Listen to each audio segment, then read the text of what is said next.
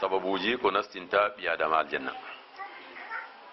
Ibn al-Qayyim rahimahullah o wi'ata sababu nastugo aljanna ɗi ɗuɗɗi, amma tarorde maji pat ɗo tara dow kuje tati,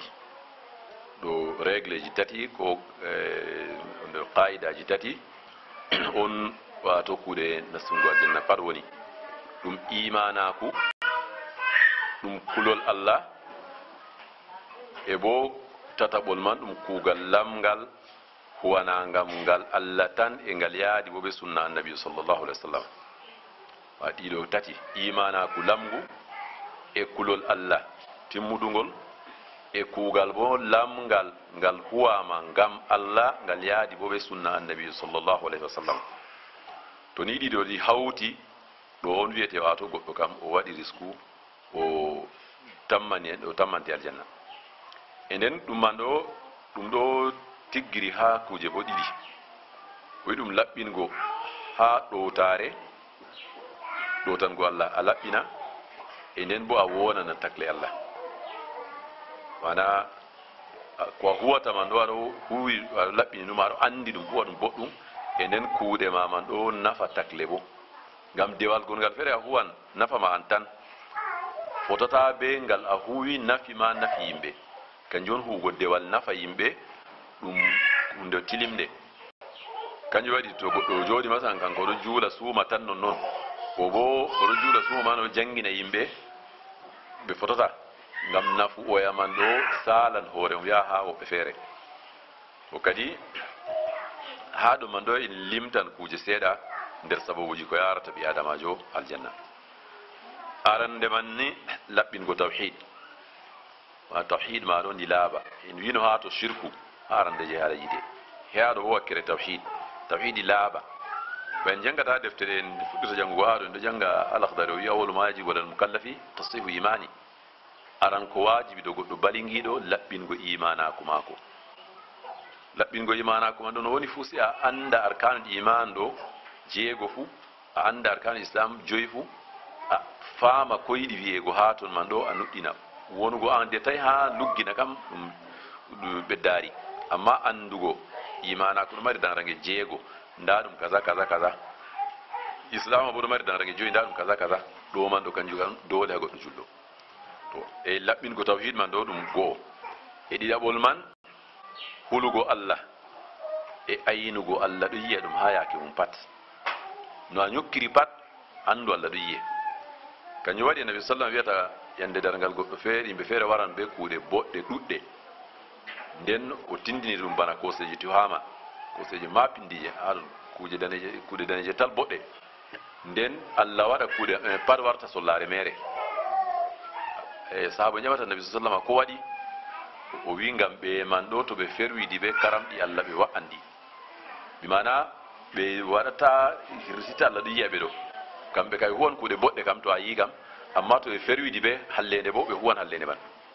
to ɗo ɗo waɗat kuuɗe boɗɗe ko pat yirba Allah jaɓataɗe. to kañum goɗɗo mara muraqaba, wona anda Allah ɗo yiya ɗum.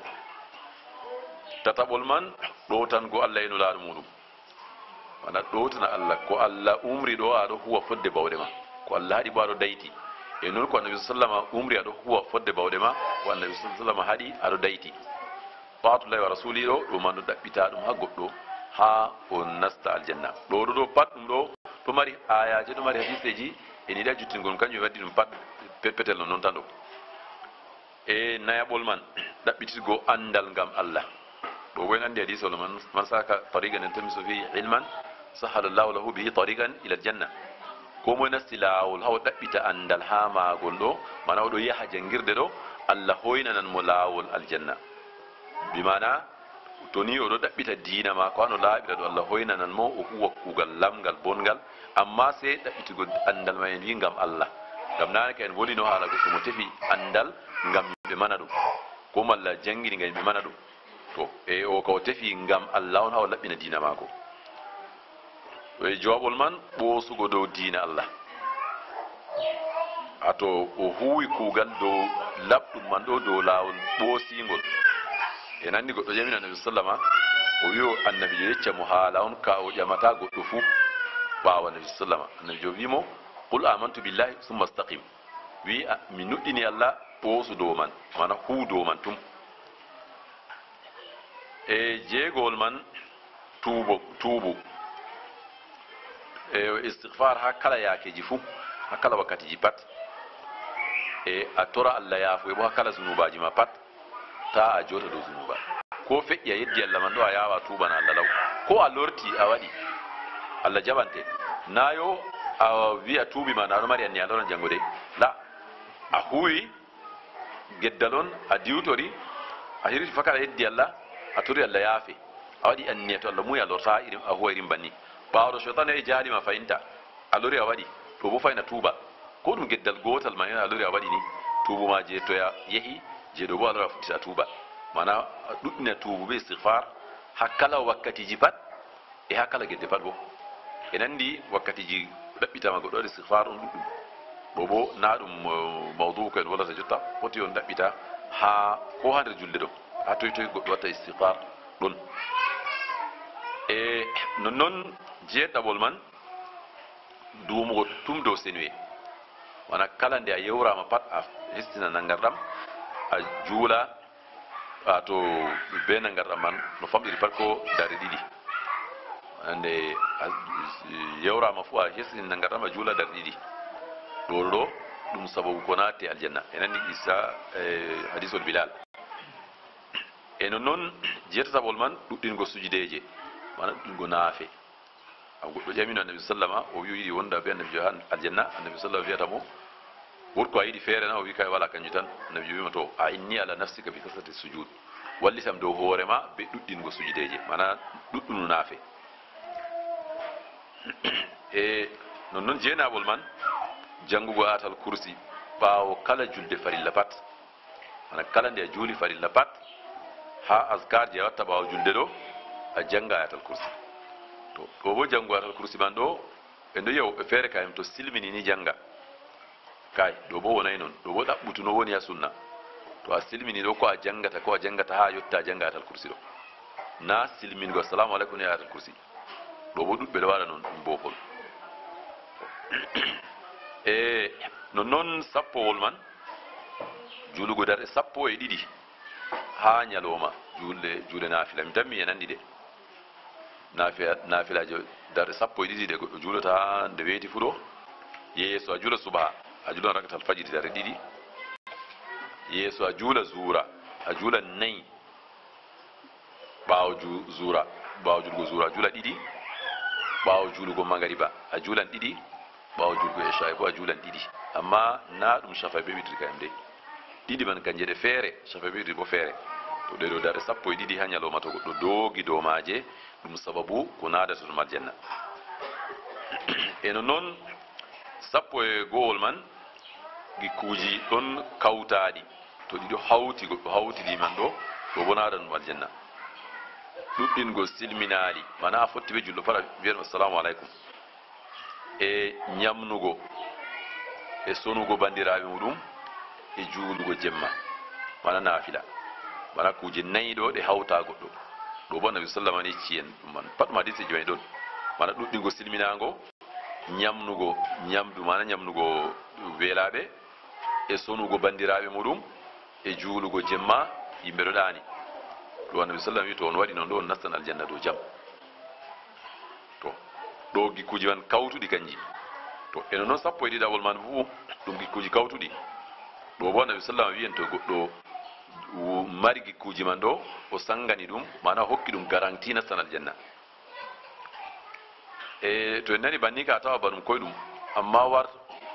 hawtuɗi man ɗo ɗum kadi o wi a gonga to a wolwi mana ta fewa sam a nanta ɗemgal ma ha fewre ko nde mbarete wi gonga a gonga ha konngol ma a hebbina alkawal to a alkotiri be goɗɗo bo a hebbina alkawal man tataɓol man a ayna amana mana to goɗɗo hokkima amana petel man goɗɗo wara hokkama signama ceede boro sappo ake o signima ɗo ɗum boroji on nden a dungutinayimo a hoosaɗi a sañdia yande o waɗi jaɓugo ceede ma ko wara tawa sappowol mumol a ñaami amana na ñamay a ñaami nagam na ɗum jeema a sañji to amma to diga ke waddani ma wi mo to bismillah min kam cede kam ya ke dia wadi pana tawan bor sappo kam amma foti de kam sanja de foti majjina de o dungani ma to ka jam to en wita sabol man e aynugo amana nayabol may renugo al awra mudum tata yeddira Allah bi al awra mudum jawabol man mumno wo gite mum talara ko Allah harmini e jeegol man nangtugo jungo mum ta torra goddo a fiyata goddo masakko ambara jungo ma sharru mata jungo ya juldo ko moy ko bingel ma to na ko sharia wadi tappangel ta tappangel to ido do gikkuji jeego do to di hawti a goddo do bo dum sababu ko naadata mo aljanna e sappo eta sabol mon sappo eta sabol may rabbugo bikkon rewbe bikkon tatol to yidum bikkon ma to yidum derraabe ma to siftiri adon woni no lawol hebugo aljanna be rabbugo bibbe rewbe dum bikkon ma rewbe ko dum derraabe ma rewbe ko noy dum rewbe tato bibbe rewbe tato a jogi be a rabbi be habe mawni a teeni be ɗo bo ɗum sababu ko naadete aljanna e sappo e nayabol man muñugo dow soytugo giɗiɗiɗaɓe muɗum mana ɓikkoye ma on maayi ko ɗum sobiraɓe ma ko ɗum bandiraɓe ma ko saaroji ma a muñi dow man ma mayirama goɗɗo ma giɗaɗo ma a muñi dow man ɗo muñugo man ɗo kañum bo ɗum sababu ko natta ɓi adama aljanna e sappo e joɓol man ɗo bo hesɗitingo nangarɗam tum to yakayni wi o hesɗitina nangarɗam o juula amma ha ɗo bo o hesɗitina nangarɗam kala nde nangarɗam ma ko fisti pat o hesɗitina wona o wona tuɓo ɗon dow nangarɗam ɗo bo nabi sallam wi la yahfisu alal wudu'i illa mumin wala renowo dow nangarɗam sey muminijo mana diga a ummi subaha nangi ɗo ha lora a waala tum aɗo woni nder nangarɗam ɗo man ɗo goɗɗo feere ka wiyana saɗi masine ɗum saɗay to anniya ɗon ka saɗay e kanjuɗo bo nder bote may ha duyiya ɗo ma Allah renete ha cheytan baɗatama e ha lahira bo to aɗo duumi dow nangarɗam ɗo tum ɗo ha to ɗum sababu ko naadete aljanna e sappo e jeegol man e waɗugo do'a ɓaawo nangarɗam dimana to a nangi a timmini ɗo woodi do'a wari ha annabi sallam goɗɗo wiyata ɓaawo nangarɗam mi tammi o nandi ka woodi mo andi kana en pare no nanga ko goɗɗo wiyata ɓaawo nangarɗam aha ashhadu an la ilaha illallah wahdahu la sharika lahu wa ashhadu anna muhammadan to naam allahumma ij'alni min at-tawwabin waj'alni min al-mutatahhirin haɗo darata to ashhadu an la ilaha illallah wahdahu la sharika lahu wa ashhadu anna muhammadan abduhu wa rasuluhu annabi sallallahu alaihi wasallam wi to goɗɗo wi non man ɗo o maɓɓitine dammude aljanna jetati pat o nastira ha ngal o yiɗi fuu to nda ɗum koye ɗum amma to hakkille cheytan haɗa goɗɗo waɗugo ɗum e goɗɗo wiyana oɗo nanga ɓaw suudu moderne ɗo ha toon fof o wiyanna kay o wurta on o wiya e amma haala tijjugo a sama sappa honu ni kam kanjum kam ɗum sahay kanjum kam ɗum sahay a wiya ɗum tan ashhadu an la ilaha illallah wahdahu la sharika lahu wa ashhadu anna muhammadan abduhu wa rasuluhu allahumma ij'alni min at-tawwabin waj'alni min al-mutatahhirin ɗo tan haalata to ɗo man ɗo kay bo do aman to goɗɗo lismi ka ɗo ɗum sababu ko nata ɗum aljanna e non noon e sappo e jeeɗaɓol man renugo dow juule mum joyi ɗo ayini de e sakko ma julde subaha be julde asira annabi sallam wi goɗɗo to duumi dow maaje ɗo Allah nadan ɗum aljanna ma sakko ba gorko ka o juula de ha juulurde ngam ɗume bo ngam juule tilimɗe yaake men on malaika en hawtata malaika en waaloɓe ma ɗo wara ha julde asiri e ñalloɓe o ɗo wara ha julde subaha e nden to ɓe hooti Allah ƴaman ɓe noon tawri jeyaɓe am noon acciri ɓe ɓe wiyana yaake ɓe wari ɓe tawi ɓeɗo juula subaha ɓe dilliɓo ɓe acci ɓeɗo juula asira to banniɗo ɓe laatan ɓe seedanoɓe ma ha Allah yande dargal to ɗo to ni goɗɗo ɗo doogi dow juule ɗe tum o juulanɗe nder wakkati maaje ɗo ɗum sababu ko natta mo aljanna juule pat ɗo ayindi ɗum sakko ma juule ɗe ɗiɗi ɗo ngam nabi sallam wi man salla al bardayni dakhala aljanna mo juuli juule pewɗe ɗiɗi fuu o nastan aljanna kanje wato wiyete julde subaha be julde fajira ko waɗi de saɗi man ɗo ngam wakkati subaɗo ko mo yiɗino ɗanugo e wakkati asira bo ko mayno nder sungullaji muɗum o kanjon ayinugo wakkatiji men juulaɗi nder wakkati ɗo ɗum tilmiri e noon sappo e jettaɓol man e naafugo darɗe nayi balte te darɗe nayi bo yeeso zuura to a wawayi juulugo ɗeya sappo e ɗiɗi no bo nda ɗe bo balte a juula darɗe nayi yeeso a juula zuura bo a juula darɗe nayi ɗe bo to a doogi dow maaje ɗum sababu ko naadete aljanna e sappo e jeenaɓol man janngugo saydul istihfar fajira ɓe kikiɗe annabi sallam yecci en ɗum ko moye janngi saydul istihfar fajira oɗon laɓɓini bo oɗon nuɗɗini dey dede ko wiyata man ɗo bo en wiyata yimɓe tum haala janngugo do'aje man bo anda mana maaje ɓe hokkino saydul istihfar mi tammi yaɗo to e nden to a debbo bo kadi sey a anda saydul istihfar man ɗo e lafzuji e wari ha ton ɗo na nonno debbo ka wirta allahumma anta rabbi la ilaha illa anta khalaqtani wa ana no a wiyata debbo wa naam jamil wa ana amatuka to banni to e ɗo a janga ɗum fajira be kikiɗe aɗo laɓɓini ɗo bo ɗum sababu ko natti aljanna e noon no gasol man e gikkuji tati to goɗɗo maayi o walaɗi kuje tati to maayi o walaɗi o nastan aljanna tati pat ɗi hawta mako ta o mara mawnitare ta o mayra bo be ñamande e ta o wujja bo ɗiɗo ɗo to nini o walaɗi o maayi ɗo ɓandu nabi sallam wi en o nastan aljanna mawnitare no foti pat ta wona nder ɓernde mako ñamande bo ta wona ha dow mako e ñamande goɗɗo wiyan ñamande kan annabi sallam funa maydi ɓe ñamande na o maydi ɓe ñamande ɗo nande ɓuuri mo o wallini sulkiol mako jingina o hoosi ñamdu o hokki saare mako jingina to goɗɗo wallini hunde mo jingina bo hunde an ɗo imma nde fota be hunde ko o hoosi imma bo nde ɓura hunde nde o hoosi amma an ka ñamale jaɓu ha o booro ɗiɗi ha o booro goɗɗo feere kam ma a yejjitama sam goɗɗo feere ka ƴamtama ha safta acca to a mayri be ñamande bo no foti pat ko ɗum sunkuno gas on je goɗɗo ɗo ɗum je goɗɗo no foti pat ɓeɗo yecci en ko batal on a hoosi a goɗɗo ñamande ngwari a hokkitayi a maayi a siwtota yanade ma issa ɗon allahu alam sihati zalik ɓe wiya nabi isa alayhi salam oɗo yaha o tawi yanade goɗɗo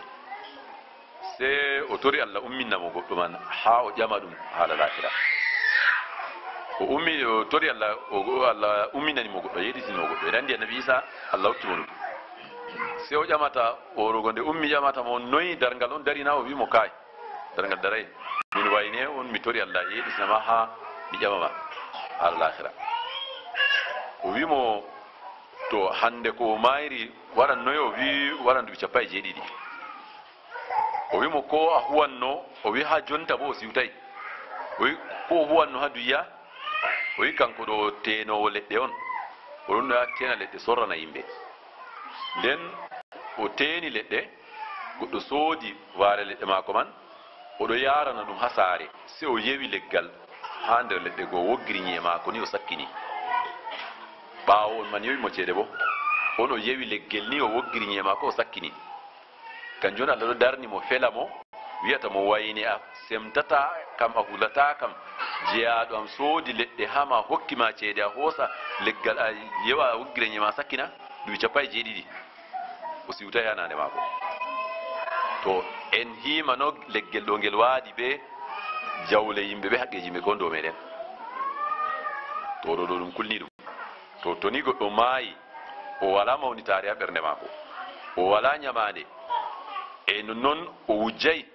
ɗo bo ɗum sababuji ko naadata mo aljanna e nder sababuji ne goɗɗi feere woɗugo gikku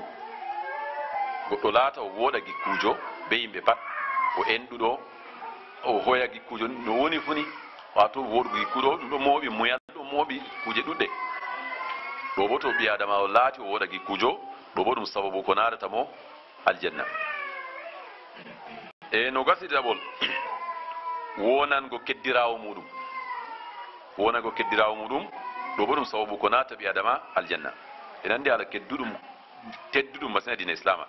annabi sallallahu wiyata o numino jibril umran no keddurona keddu fu hakke no islama teddiniri ala keddirawo e no gaseta sabol man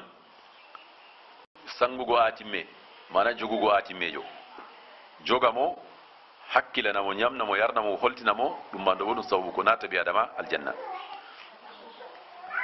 e no gas e nayawol wonango dabbaji enɗugo dabbaji ɗo bo en andi qissa debbo mo yarnino ɓoosaru ndiyam Allah yaafi ɗum dalila man o debbo fajirijo geddo Allah jeynowo amma nde o yi jurum ɗum dabbawa ɓoosaru on ma na ɗum dabbawa tilimga ɗum ɓoosaru e andi ɓoosaru bo nder dabbaji lesɗi en yiyata to kañum man on o yarni ɗum ndiyam Allah naadimo aljanna yaafimo naadimo aljanna dalila man e no gas e jowaɓol yiɗotirgo ngam Allah goɗɗo man o ɗotaniɗo Allah ngam man a yiɗimo ɗo bo wato ɗum sababu ko natama aljanna e no gas e jeegowol margo ɓernde hisnde nde wala kire nde wala ngayandi mana ɓernde walata lamde bayen wiyata fulfulde laaɓugo ɓernde e no nana ɓe tindina woɓe feere wiya wayne laaɓa ɓerndejo to ɗo to ni ɓi adama o heɓi sifa kaɗo ɗo o heɓi sifa on tilimka ɗo bo ɗum sababu ko nattamo aljanna e no gasa jeeɗɗaɓol ɗum bo ɗum ɗo laarani rewɓe ɗo bo annabi sallama limti ɗum man ɗo laarani rewɓe o wi debbo to nini o juuli wakkati maako joyi o suumi lewru ramadan o ayni al awra maako imana o waɗay zina o ɗotani goriko ɗo bo o nastan aljanna mana kuje ɗeɗo to hawti ha maako juule maako o juuli wakkati ji maako joyi ɗo bami wiyatama o wurtinayi wakkati na yande ko feere ka oɗo sugli ha kisina magarba saali oɗo defa masakko ba ake feere ko watta suumay ɗo suglani kayam kam haala ngewari tan yejjita haala juulugo kam ha magarba ñiɓɓa to ɗo to ni oɗo hakkili wakkati ji maako ɓay en wiyata derdaye bo haala masalan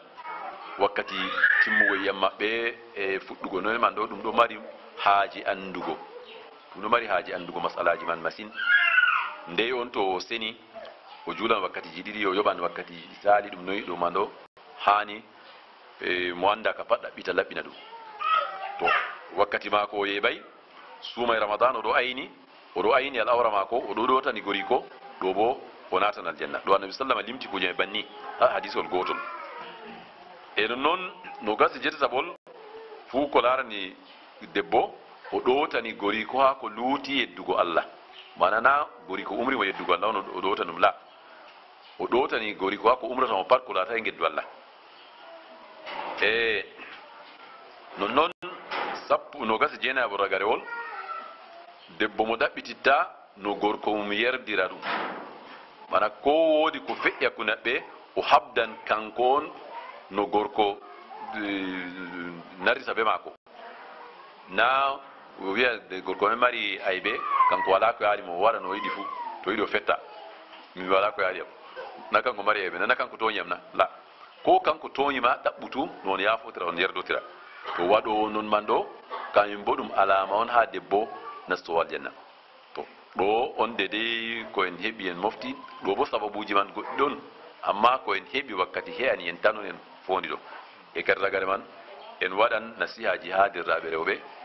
no hisira nastugo yite inchallah